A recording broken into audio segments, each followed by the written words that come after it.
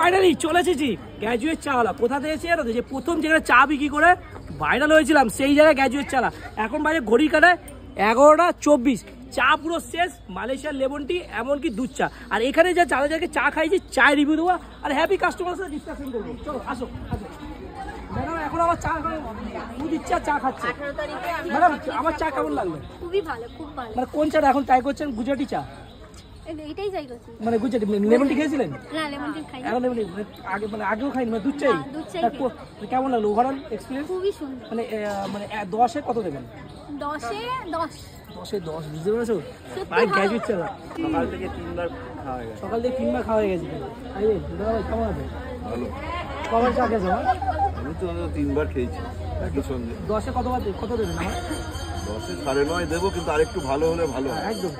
আপনি 10-এ কত দেবেন আমাকে? আমি 10-এ 9.5 দেবো। 9.5 মানে 50 হচ্ছে আরো গ্রুমিং, স্মার্টনেস, আরো অ্যাটমসফিয়ার অনেক হতে পারো। খোলা মাঠে চা খাওয়াচ্ছি ভাই।